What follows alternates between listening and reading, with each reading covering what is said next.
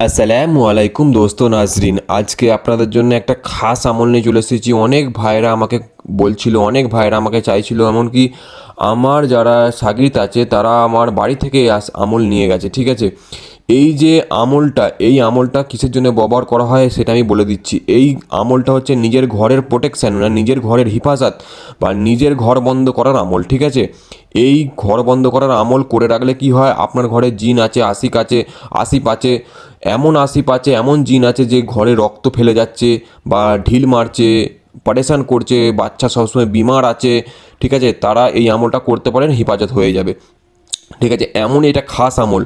আর যারা আমার কাছ থেকে যারা মানে পরীর আমল যারা করতে চাইছেন, পরীর আমল করতে চাইছেন, ঘরে আমল করেন, ঠিক আছে, তারা অবশ্যই এই আমলটা তাদের কাছে রাখুন। কেননা এই আমলটা তাদের ঘরে করুন।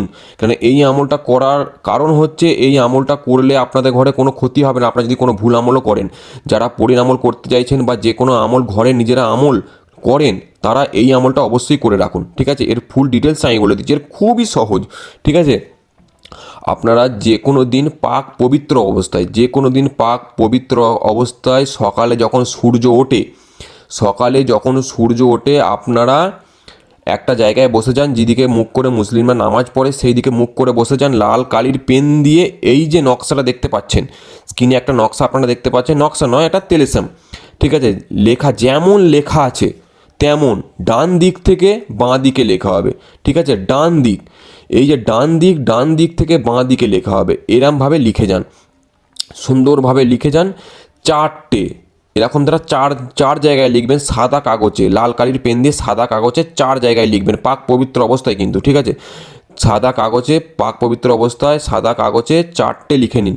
4টে লেখার পর আপনারা আপনাদের 4 দেওয়ালে, মানে 4 দেওয়ালে বলতে আপনারা পুরো ঘরের এরিয়া, আপনারা ধরুন একটা বড় ঘর, আপনার বড় ঘর বা 2 কামরা ঘর কি 3 কামরা ঘর যাই ঘর হোক, সে 4 কোণে আপনারা এটা সুন্দরভাবে র্যাপ করে মাদুলিতে ঢুকান বা র্যাপ করুন। এটা ভালো জায়গায়, পরিষ্কার জায়গায় 4 কোণে এটাকে পুঁতে দিন বা টাঙিয়ে দিন। আমি বলছি যে টাঙিয়ে দিলে ভালো পবিত্র জায়গায় থাকবে। ঠিক আছে, আপনারা টাঙিয়ে দিন, আপনাদের ঘর হিসার হয়ে যাবে।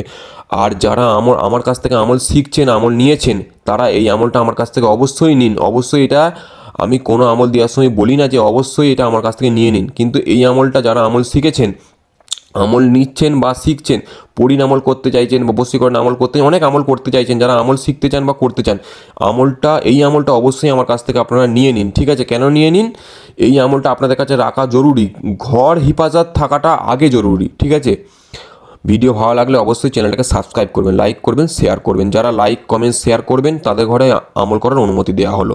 ঠিক আছে, আর যারা আমাকে দিয়ে কাজ করাতে চান বা এই যে আংটি ঘুরছে নিতে চান, এই আংটি কিন্তু মক্কিল বালি আংটি নিতে চান, এই আংটির যা ফায়দা আপনারা ভাবতেও পারবেন না। নিতে চান, স্ক্রিনে দেওয়া নাম্বারে যোগাযোগ করতে পারেন। আসসালামু আলাইকুম।